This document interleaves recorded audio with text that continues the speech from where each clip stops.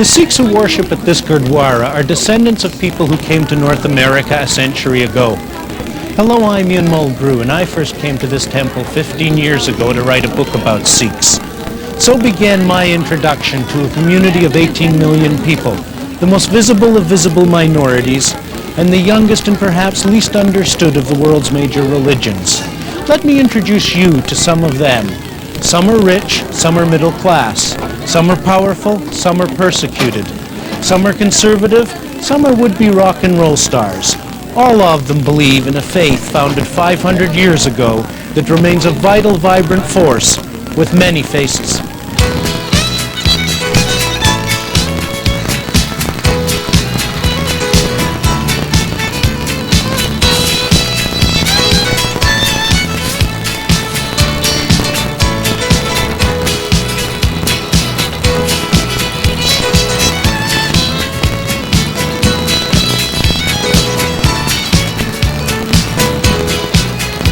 Just north of Washington, D.C., this is the White House of truck stops.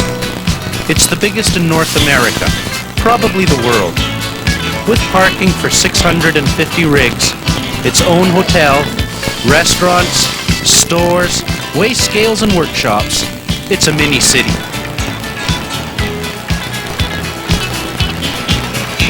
It's owned by a Sikh, Baldev Singh. America's been good to him, and he's been good for America. His operation employs over 200 people, and it's expanding every year. In India, I was an attorney. Then I got into politics. I was a member of the legislature there. Then I became the deputy speaker of Punjab legislature in 1967. I did not like the politically corrupt system of India, and I decided not to run for the election.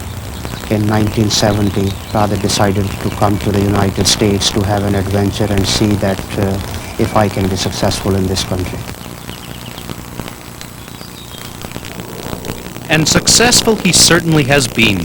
At his home on Long Island, he enjoys the fruits of his labor.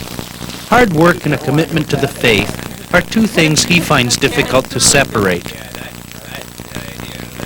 In general, the Sikhs are very hard-working people because the basic tenets of the Sikh religion are worship the name of God, work hard, if you have enough then share it with your neighbor. And because one of the three basic principles is the hard work, which the founder of religion made it necessary for every Sikh, every believer in Sikh religion. And because of that, it becomes mandatory for a Sikh to work hard and put all the efforts in his hard work, take care of his family, give them good education, and make your children successful in life. So this is a commitment. This is not individual commitment, this is a religious commitment to the family that they have to be successful by working hard.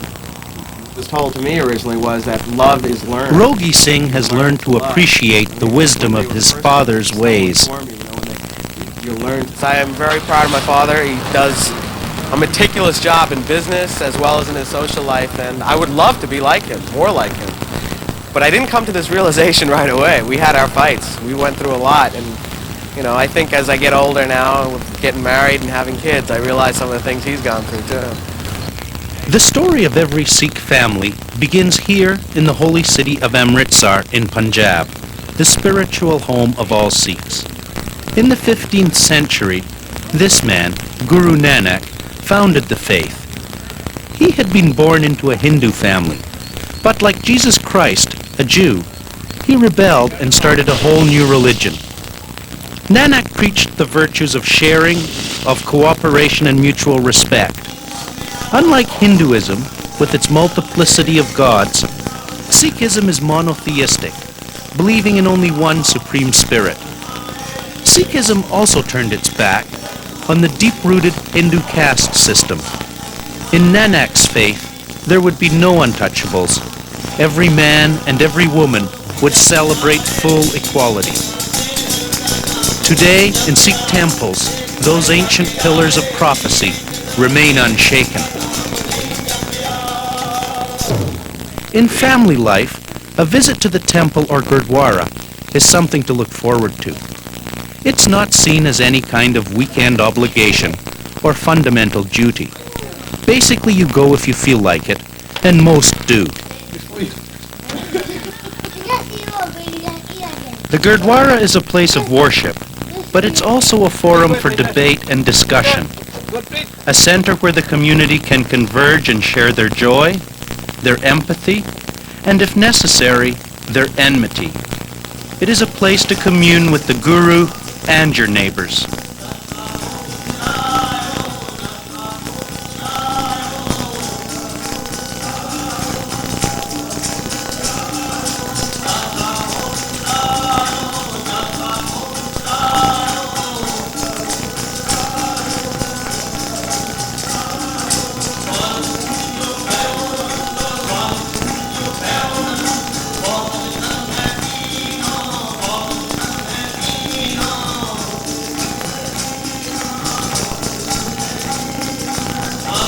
Every Gurdwara has a communal kitchen where less religious appetites are satisfied and where politics and old-fashioned Sunday gossip are often the order of the day. The kitchen, or langar, is another example of the importance of equality and sharing in Sikh family life. The common cooking and dining hall are cornerstones of Sikh faith. In every Gurdwara, a free meal is available to anyone regardless of gender, caste, or conviction, a living metaphor of the universal family. Baptized Sikhs assume the name Kaur for women and Singh for men, symbolic titles meaning lion and lioness that emphasize our common humanity. Men also wear turbans and what are known as the 5K, the kesh, or unshorn hair, the kunga, a small comb to keep the hair in place, the kashara, military-style breeches, the kirpan, a small ceremonial dagger, and a kura, a metal bracelet that can be worn on either arm.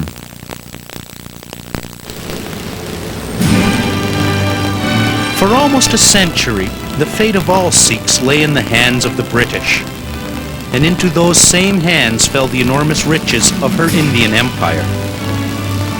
Countless sacred paintings, books and manuscripts, Sikh and otherwise, were culturally inappropriated as Britannia waived the rules.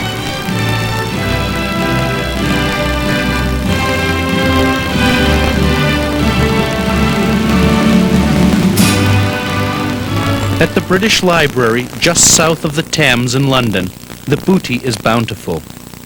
In its vaults, locked away in an environment as surreal as it is secure, are the two oldest Sikh manuscripts in existence. Known as Granths, these holy books are priceless artifacts, here photographed for the first time. The Dasam Granth, or 10th Granth, is a collection of writings attributed to the 10th and last Guru, Gobind Singh.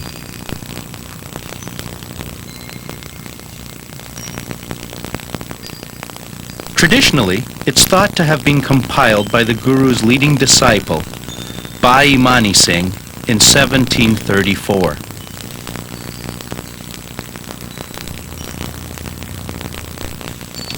Although it's undated, it is possible to determine by studying the script and the binding that this volume was written in the 18th century. This Janam Sakhi, or prose biography of the first Guru, Nanak, is believed to have been written nearly 100 years earlier, and is unquestionably the most important Punjabi manuscript in the library. Such books are as important to Sikhs as venerated volumes of the Quran or the Bible.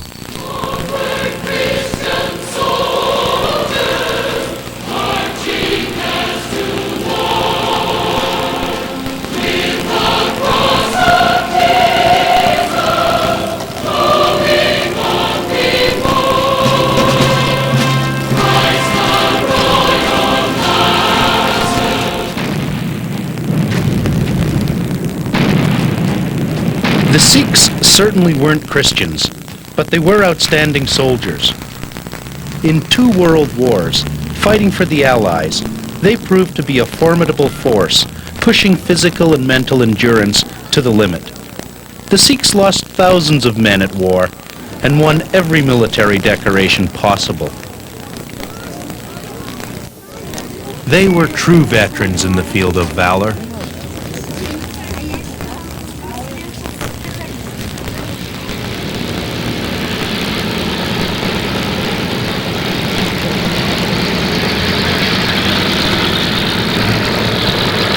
After the war and the partition of India, Sikhs started to emigrate for the first time in large numbers, mostly to Great Britain and Canada.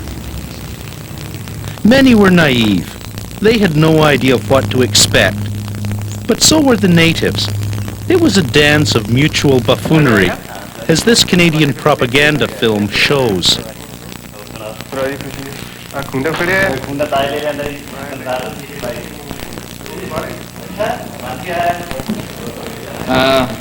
Hindus? Well, kind of. Sikhs, actually. Oh.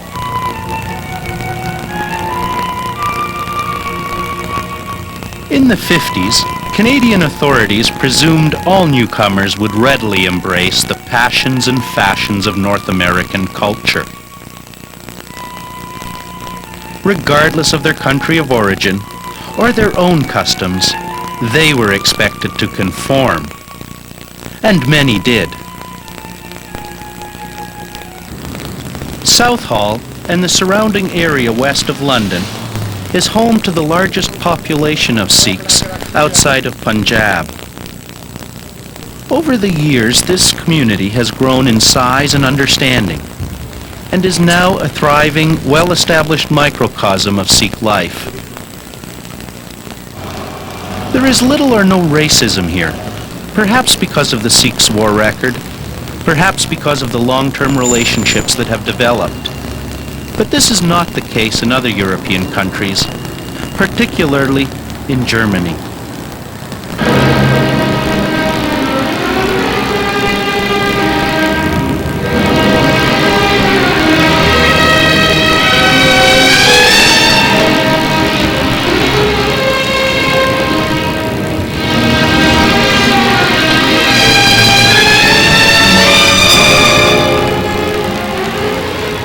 Since reunification in 1990, Germans have been flushed with a new elevated sense of nationalism. In Berlin, a city of sharp contrasts, the economic boom has reignited old passions, fueling feelings of confidence and soaring optimism. The city and the country are experiencing a true renaissance, but behind the revival and the born-again pride, the specter of racism is everywhere, threatening all newcomers, especially visible minorities. Rajwant Singh is a German citizen. He's lived in Berlin for 15 years. He lives in this modest apartment with his wife Sui and their 2 young children.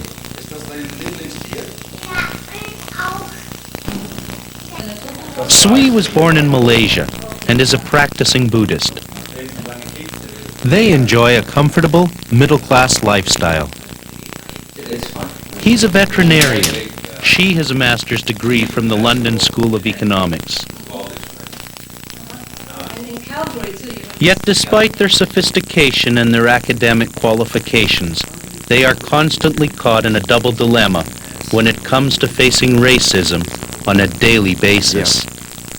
Most of the people here in Germany, they don't know anything about Sikhs.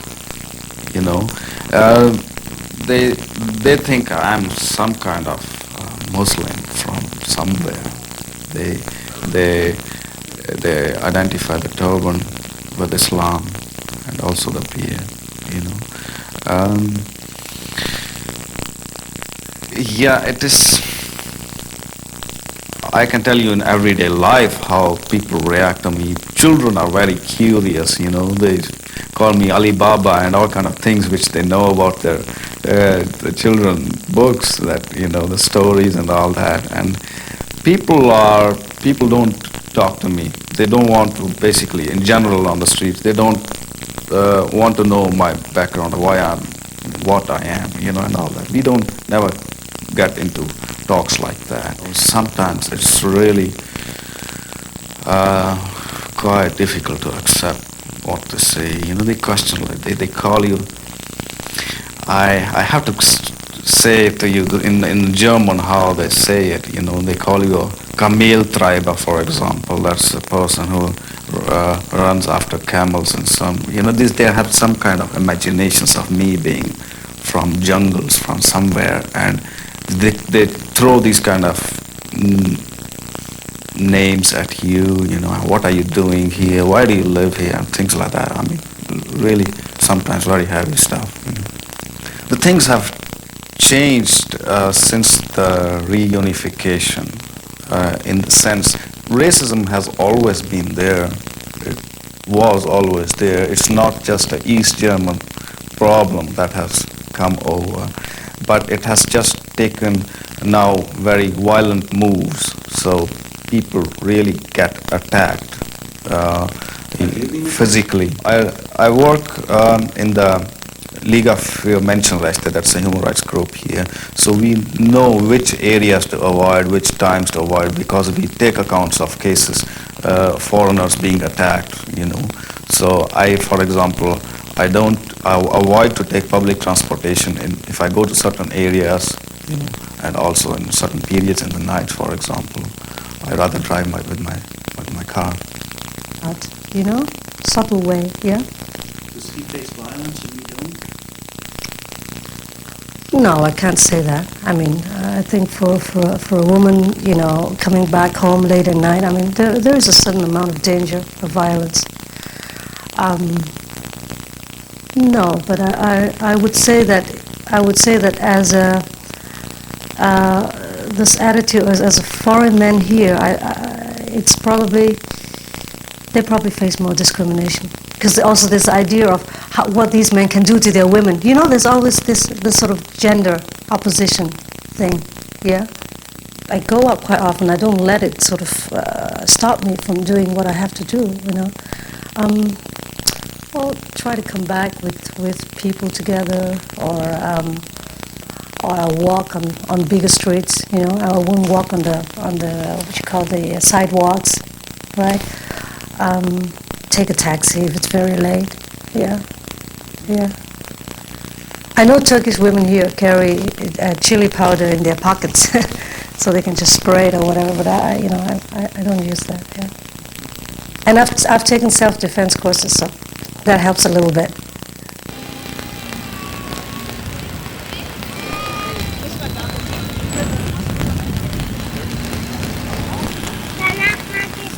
Rajwant and Sui are pragmatists.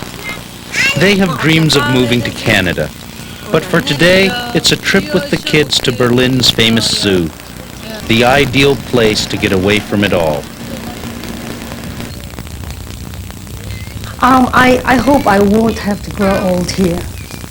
I really worry about that, and I really worry about my children growing up here because of the certainly increasing violence, and racism here. But on the other hand, I think escaping it is no way to confront something.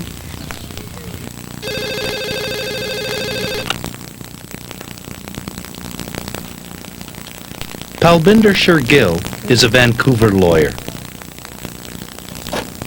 She's typical of a new breed of Sikh women caught in a crossfire between faith and feminism.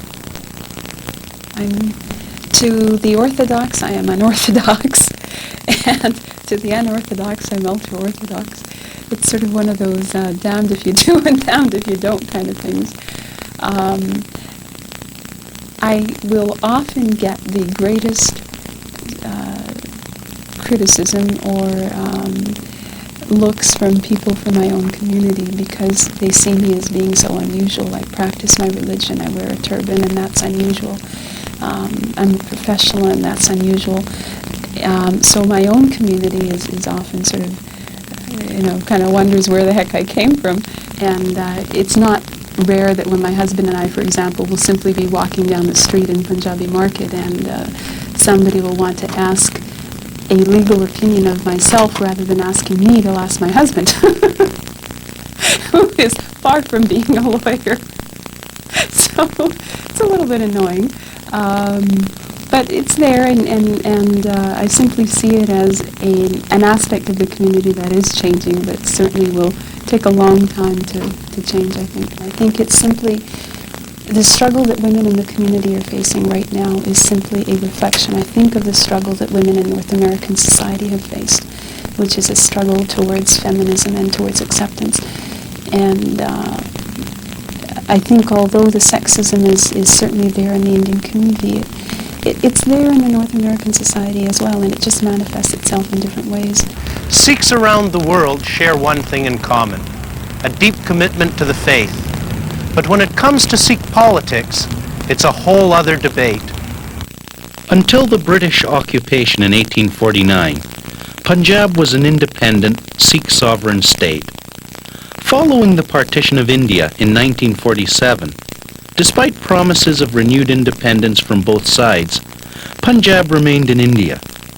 It's the struggle to regain their homeland they call Khalistan that's at the heart of all Sikh politics. Coventry University's Dr. Ian Talbot is Britain's most respected scholar in Sikh and Punjabi studies. Within the last 10 years, there has been the militant campaign within Punjab for the establishment of Khalistan, and there have been various organizations which are formed as really commando units of the Khalistan movement. Within the Sikh community as a whole, there is great division, and even within the Akali Dal, which is seen as the main party in Punjab of the Sikhs, there's a great factionalization. But certainly the events post-1984 have led to greater support both within Punjab and externally for the Khalistan ideal. I think that the successive Indian governments have mishandled the situation within Punjab. They have been overly heavy-handed in their repression of the Khalistan movement, and that this has actually increased support amongst the general population for Khalistan, which didn't exist earlier on. In the newly independent India, the Sikh struggle for religious and cultural autonomy led to violent clashes in the early 1980s. Although Sikhs were a majority in Punjab, they represented only 2% of India's 750 million people. The army charged with policing the situation did little to help. Inflaming the crisis and deepening the divisions, thousands were dying and a full-blown civil war seemed imminent. The Sikh leader was this man, Sant Jarnail Singh Bhindranwale. To his followers, he was a messiah. To the government, a murderer and a wanted terrorist. Bhindranwale never left the sanctuary of the Golden Temple, the Sikhs' holiest of holies. He was charismatic, he was militant, and he was 37 years old. But his dream of an independent Sikh state was Prime Minister Indira Gandhi's nightmare. In a country with so many opposing factions, autonomy for Punjab could easily have triggered the collapse of the nation. Yet even as the Golden Temple and its surrounding holy buildings were being heavily fortified by Bhindranwale's supporters, very few Sikhs actually believed that Gandhi would take that final fatal step and attack the shrine. It would be like the Italian army invading the Vatican, the ultimate act of profanity. Indira Gandhi was the supreme commander of one of the world's largest and most powerful armies. It included many Sikhs. Soviet-trained and equipped, they were an awesome force, much more than a match for Bhindranwale and his band of rebels. On June 4, 1984, the day Sikhs commemorate the martyrdom of a guru who died defending the holy site, the army assaulted the shrine in an attack codenamed Operation Blue Star. Thousands of pilgrims died and Sikh army officers were ordered to clean up the blood of the innocent. Mrs. Gandhi got what she wanted.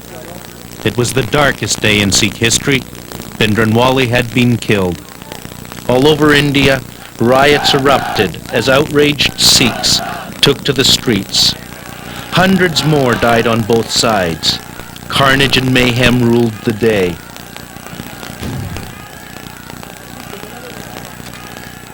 In North America, Gandhi was burned in effigy.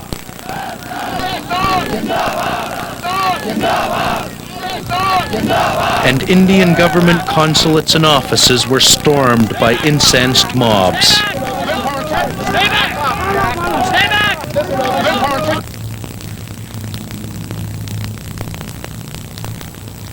In London, a provisional government in exile of Khalistan was founded by Dr. Jagjit Singh Chauhan. Sikhs will never forget it, what has been done to them, and it is still not over. It is only the beginning. Indira Gandhi's fate now seemed sadly inescapable.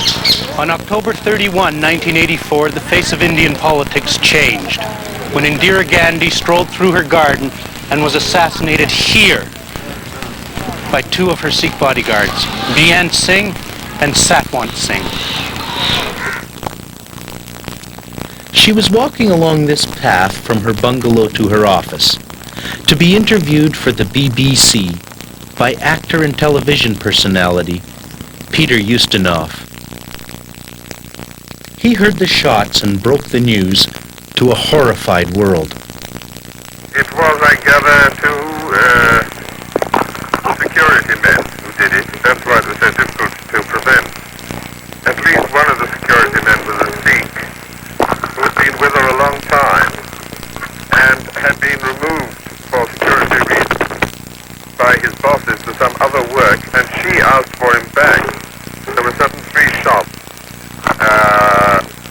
independent shots, which I guess were the single shots of a submachine gun or of an automatic rifle of some sort. It turned out later to be a Sten gun. The news of Gandhi's assassination galvanized Hindus into a frenzy of anti-Sikh protests. Mock-ups of Khalistan were torched, and a doctrine of hatred pounded into the streets. In Amritsar, once a busy commercial center, Sikh companies were bombed out of business. In New Delhi, thousands of Sikhs were slaughtered. Grief-stricken Hindus wept openly and mourned the loss of their great matriarch around the world. Of the assassins, Bhindranwale Singh was shot dead on the spot in Gandhi's garden. Satwant Singh was also shot, but survived to stand trial, was found guilty, and hanged. His defense lawyer was the noted Indian attorney, R.S. Sodhi.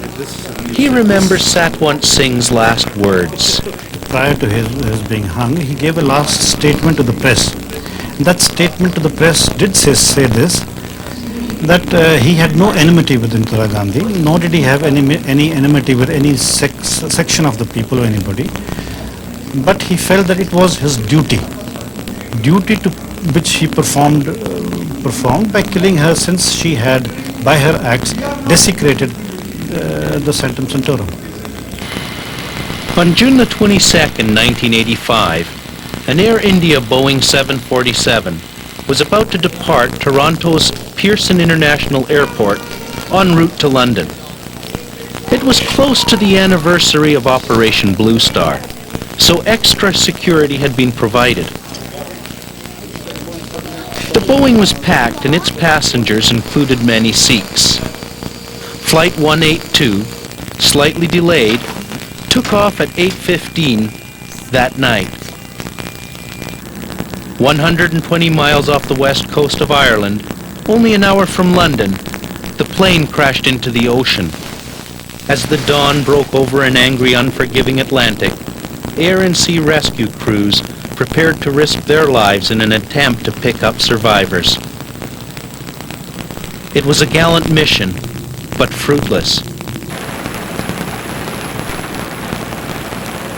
Nothing was left of Flight 182, except for a few fragments of the plane and the numbing realization that all 329 people on board had perished. As the bodies were eventually flown to shore and moved into a makeshift morgue, the full impact of the tragedy struck. It was the biggest and bloodiest terrorist act in modern times. For once, Sikhs and Hindus were united in a mutual feeling of loss. We can only pray for the departed souls. Each one of us had some personal friends. No one celebrated this atrocity. In India today, these Sikhs are the living debris of a decade of violence and disruption. Their children are the orphans of history.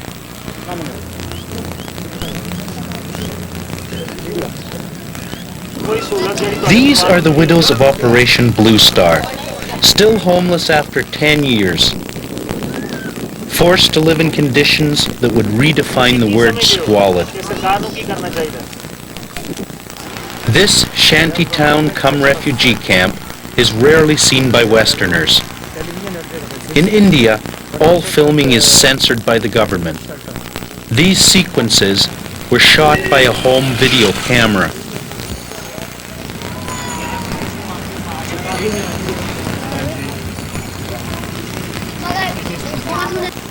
This woman lost 25 family members in the pogroms that followed Mrs. Gandhi's assassination. Now all she has to cling to are these fading photographs and her memories of happier times. For most Sikhs in India today, life goes on. It's not always easy, but it is something you get used to.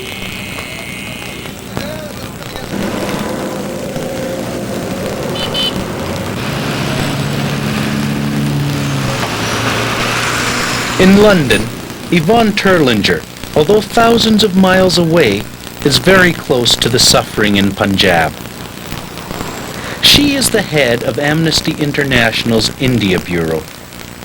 For years, she's worked to help illuminate the Indian government's long history of human rights violations, a subject she is very familiar with. Well, if you talk about Punjab, it is a long-standing pattern of serious human rights violations. They include the arbitrary arrests of thousands and thousands of people who are held for years without trial. You talk about torture, which is routine, but you also talk about gravest human rights violations, which are routine extrajudicial executions and disappearances, in quotation marks. 2 years ago, we published a report describing allegations of torture, rape, and death in custody, and that showed that serious custodial violence is a day-to-day event in every part of India.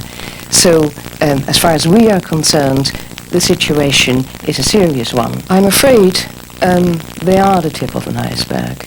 The allegations that we have described here are only the ones that reach us. Very few cases actually reach an outside organization which is not allowed, or which hasn't been allowed, I should say, up until recently to enter India at all, to look for, to investigate the situation on the ground. In that sense, the information is already restricted. We have asked the Indian government, first of all, to investigate the over 200 cases of disappearances which we have documented in this report. If we say disappearances, we mean that people have been taken away by the police and the security forces, never to be seen again, and the government denying any responsibility for their fate or whereabouts. We haven't received any response that the government is going to do that, nor has the government responded to any of the detailed recommendations that we have made, which could prevent disappearances and other grave human rights violations in Punjab and elsewhere in India. At this picturesque University of Berlin hospital, behind its rustic beauty and ivy-covered walls, there is a place where true horror is relived.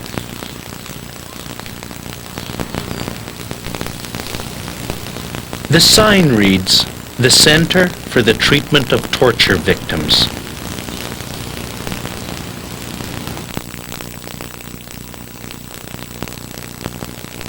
Dr. Sepp Grusner was one of the clinic's founders.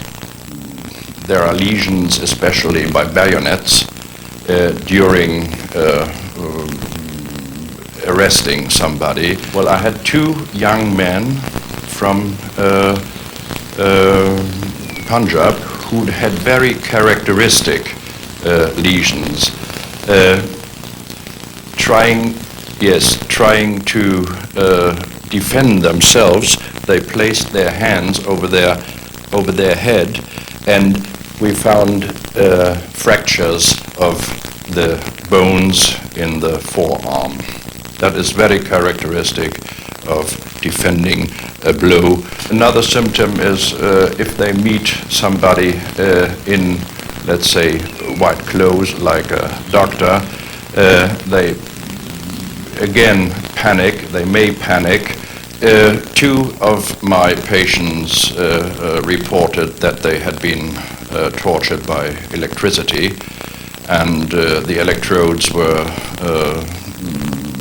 put to penis, ear lobes, and tongue. So it's very difficult to find a proof after that, because we cannot make any biopsy of the penis, for example. This man is one of Dr. Grusner's patients. While a student, he was severely tortured by the security forces in Punjab, although he denies ever committing any wrongdoing. They continuously interrogated me, he says, and did acts to me that are so vile they are unrepeatable. The first time they capture you, they take you into a nearby room, and the first thing they do is swear obscenities at you. Then they strip you naked. They took every piece of my clothing off and tied my hands behind my back and hung me upside down. They strap your naked body and swear such disgusting obscenities at you that you cannot bear to listen to them. Afterwards, when you do not tell them anything because you do not know anything, what can you tell them? When you tell them nothing, they put electric shocks on your testicles. At this time, I cannot conceive children. This man was also tortured and must live with its devastating after effects. The police immediately started questioning me about members of the Federation who had gone underground, he says. Many members of the Federation go underground because of police threats. They used torture to question me. They disrobed me. They took all of my clothes off, from A to Z, including my underwear. They took my hands and tied them behind my back with a rope, and hung me on a hook on the wall. After hanging me, they took steel rods and struck me on the knees and ankles. In this manner, they would hang me. When I passed out, they would take me down, and then they would hang me up again when I regained consciousness, and question me more. What could I tell them? I did not know where the underground people were. The three of them also have an electrical machine. It is like a battery. It looks like a motorcycle battery. They give you shocks with this. This battery had knobs on it. They attached these to my ears, to my heart, and then to my testicles, and gave me electric shocks. Then they sat me down, and one man grabbed me from behind, by my hair. They straightened out my legs. One fellow was pulling me from behind. Two of them pulled my scrotum apart. As I lost consciousness, they would stop. This is the system they used from June 14 to July 6 on me. About 22 to 23 days of torture. Lord Avery is one of Britain's foremost human rights advocates. Well, you know, I mean, disappearances started in Latin America. We remember them from Argentina in 1976. And in fact, the phrase desaparecidos was used to describe this phenomenon. It was something that came out of Latin America and you didn't see it anywhere else in the world. But now the technique of making people disappear has been extended to the subcontinent and in particular to India. And I would say that the trouble is with India that because she has a superficially democratic system, she becomes immune from criticism in the international community. But the scale of these disappearances, the scale of the extrajudicial killings, and of the unlawful detentions without trial or without access to lawyer are on a very large scale indeed, and they cannot be allowed, I think, to stand comparison with any other country in the world. In a small, humble flat in London, just a stone's throw from Buckingham Palace, an aging leader in exile makes some tea. Dr. Jagjit Singh Chauhan has now fought for his vision of Khalistan for a quarter of a century. A venerable politician, he is the most visible and the most vocal advocate for a separate Sikh homeland to be carved from northern India. As one of the founding fathers of the Khalistan movement, Chauhan remains steadfast in his commitment to the cause, though many find him and his dream to be utterly quixotic. I started really believing in 1969. At that time I was the finance minister of Punjab. And as finance minister I could see how Punjab was being robbed by the central government and how the people of Punjab were being cheated at every moment by the central government. I realized only in 1969. And I started this movement at that moment. I said, this is the only way. We are fighting for an ideology and a philosophy. That is the Khalsa philosophy. Universal brotherhood of mankind, equality of mankind, for this protection of the environment, for a beautiful world, for peace, and for a very prosperous life of the people, happy people. I am not power hungry. I will not. I have seen it. It is nothing, it makes you weak. But if you are doing something selflessly, it makes you strong. I am very strong now, you know, because my inner soul tells me I am fighting for a cause and a very good cause.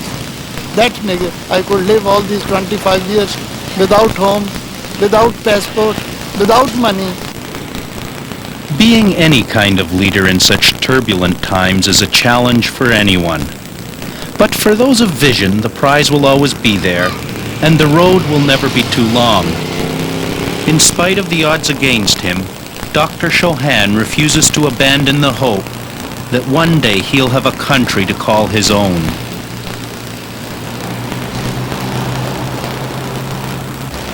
At this South London theatre, a troupe of young Sikhs is rehearsing a play to coincide with the 10th anniversary of Operation Blue Star. I could say the same about you, you know, Debbie. Why don't you take the car off? You might not be so lucky next time. Don't you like it? I'm just a bit concerned. This is no place or time for sporting around. I get to say this. The play is highly politicized. Containers with labels upon them. All it does is helps rulers to prosper. I've listened and I've thought. I've thought and I've listened, and now I'm telling you. I'm going to take up my steel weapons and fight for good and retribution in this world. It's a well-established pattern that if Sikhs are well off, they do share with the community, and they want. The Sikhs have contributed a lot to mainstream culture, and that has been. Sikh religion is not very different from. The play sparks debate well into the night. And look after people, and those who are ill, you go other people, and basically we should really think that we are different. So Canadian Sikh, immensely wealthy, he sold everything he had and he gave it to some charity. I can't. Questions and answers, speculation, cynicism and celebration. The stuff a living religion is made of. A rich harvest of ideas that once again confirms the ultimate importance of dialogue. it should be opened up. They're what we now class as human rights, and they were recognised by the Sikhs 500 years ago. The realisation of himself to live with other people on a humane basis and respect their differences. And that's where things have gone wrong, because Sikhs' differences are not being respected, or they feel they're not being respected. And you have to recognise that from both sides. We as Sikhs say all the time, tolerance, understanding. As we approach the new millennium, many challenges will lie in the path of world Sikhism. But one thing seems certain: today's young Sikhs will continue to defend the faith and keep alive the shining vision of Guru Nanak.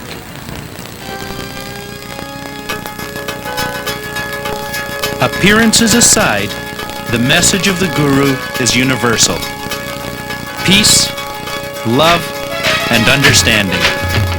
Oyayo.